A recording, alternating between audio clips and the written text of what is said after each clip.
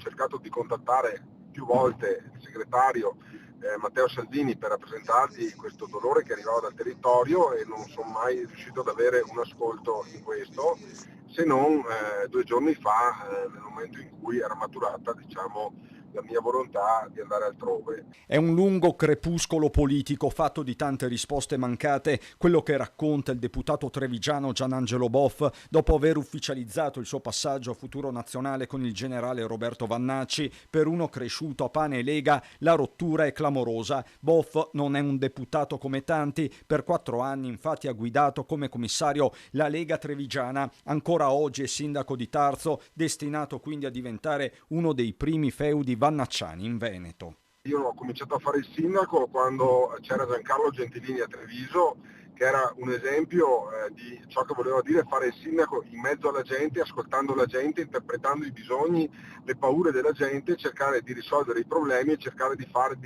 dire anche quelle cose che a volte i cittadini non hanno coraggio di dire.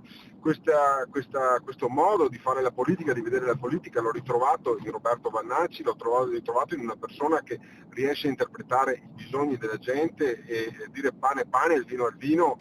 E quindi la Lega, dice Boff, che ha cambiato il modo di esprimersi, forse il suo stesso DNA. Il primo contatto con Vannacci 2 mesi fa rivela il sindaco di Tarzo, che poi si è consultato a lungo con i suoi, parlando con cittadini e imprenditori. In tanti stanno guardando a Vannacci, compresi diversi amministratori. Insomma, lo strappo di Boff non sarà né il primo né l'ultimo. Vannacci, l'errore è sempre di chi cambia partito, le parole del presidente Alberto Stefani, ma Boff tira dritto, sale così a 8 la pattuglia di Futuro Nazionale alla Camera.